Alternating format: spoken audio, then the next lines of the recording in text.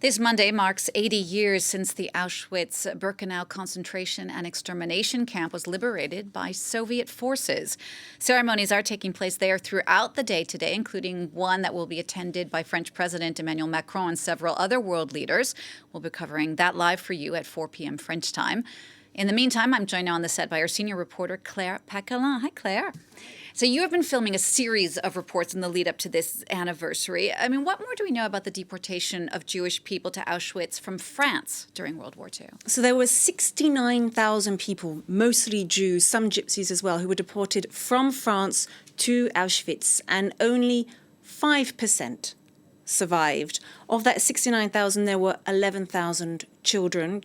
Almost all of them were killed as soon as they arrived at the camp. What's important to know is that when the trains arrived, those coming off, the children, anyone under 14 was almost immediately sent straight to the gas chambers. Their bodies were then incinerated. Those who were older than 14 may have been selected for forced labour. But certainly here in France, this is very much seen as a stain on French history. This is 25% of the entire Jewish population in France was deported. Now, many were hidden among families. They were known as enfants cachés, so hidden children. Many were saved, many were hidden, but 69,000 sent to Auschwitz and only 5% returned. I met Ginette Koulinka.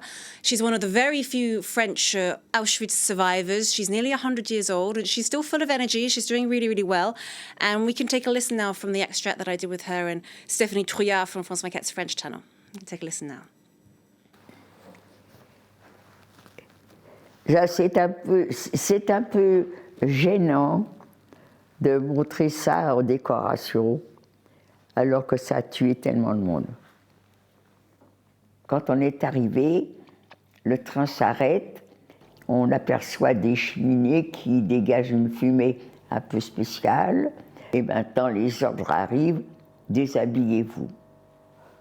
Pour moi, quand on me demande qu'est-ce qui est le pire, eh bien pour moi c'est ça.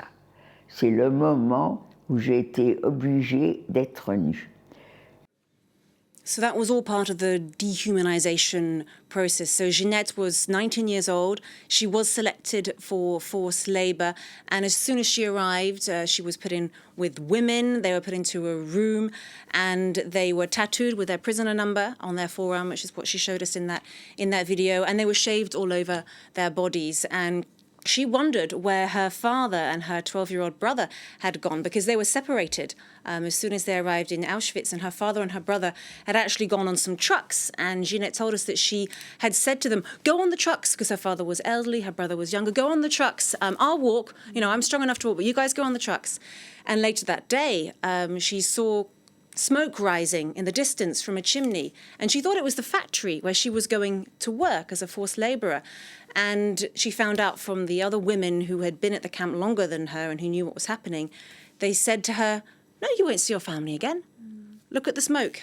That's your family. Right, and I know you mentioned she lived with a lot of guilt of feeling that she had sent her father and brother to their death. So she found out her family had been killed. I mean, what happened next?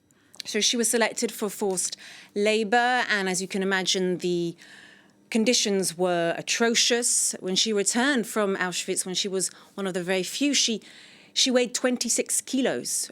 She was working in very, very tough conditions. They were basically wearing rags. They didn't have appropriate shoes, and it was an absolute ordeal for her. But she has managed to live to, she's going to be celebrating her 100th birthday very, very soon. So she's one of the very few who can still bear witness today. What about for the families of the prisoners back home? Did they get any information at all about what was happening? They were completely in the dark. I can mention Arlette Testiller. She is what's known here in France as a hidden child, or an enfant caché. So Jewish children who were taken in by kind souls across the country, hidden away, often in the countryside, throughout the war, and she survived. But her father was deported and killed in Auschwitz. Abraham, he was deported simply because he was Jewish, and she said that her and her mother had no idea where he was, what was happening to him. And after the war ended, after liberation, they went to the Lutetia Hotel, which is in Paris, which was designated by the state as a welcome place for those who were deported returning home. And they went every day asking for him, showing photos, trying to find out information, until one day some of the other former prisoners said, we saw him go. He went to the gas chambers. There's no point hoping anymore. And she said that her mother at that point kind of let go. She stopped looking after herself and she died. And for Arlette, she says that her mother died of a broken heart. And we can show an extract now from some footage that we filmed with Arlette when she showed us a gift that her father sent her, because before going to Auschwitz, he was actually in a camp in France, just near Orléans. He was sent there before being put on a train to Auschwitz, and he sent her a gift from that camp. So we can take a listen to that extract now. Allez voir.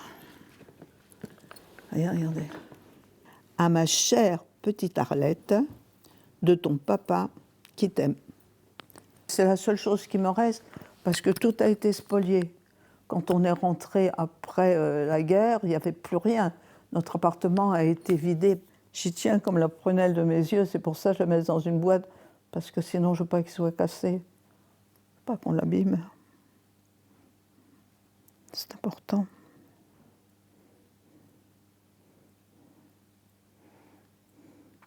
On n'a pas beaucoup de souvenirs, mais c'est vrai que le peu que l'on a nous sont tellement précieux, tellement précieux. Claire, what about the prisoners who survived? What happened to them after liberation?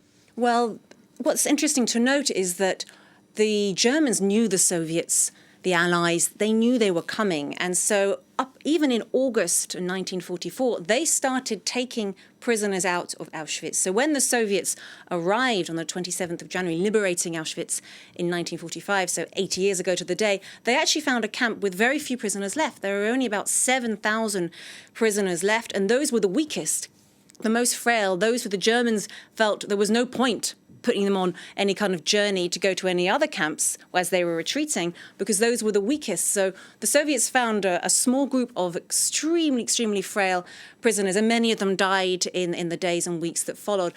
Jeanette, who we saw at the beginning, she was transported. She ended up going to Bergen-Belsen and also Terezin, which was at the time in a different part of Europe, in Czechoslovakia, and she survived and felt the liberation, and she witnessed the liberation there. But the death marches is something that we sometimes don't always remember when we talk about what happened, is that tens of thousands of prisoners were marched out of Auschwitz in the freezing cold, not wearing appropriate clothing, not wearing the right shoes. Many of them died on the way, told to march for hundreds and hundreds of miles at times, going these long journeys. And witness testimony says at the time that there were literally dead bodies strewn along the side of the road because people were dying on these death marches as the Germans were retreating. And we can listen now to a couple of sound bites from Jeanette and from Arlette telling us about how they feel today, 80 years on. Il est très beau que ces jeunes savent un peu ce que ça peut provoquer la haine. C'est surtout ça qui est intéressant. C'est de leur faire comprendre jusqu'où peut transformer un être humain avec la haine. Et j'espère qu'ils comprennent le message. J'en suis pas sûre. Si je fête l'anniversaire, ça veut dire que je suis en vie. Malheureusement, j'aurais aimé c'est que tous les déportés fêtent cet anniversaire. Mais on est combien? Une petite poignée, c'est tout maintenant.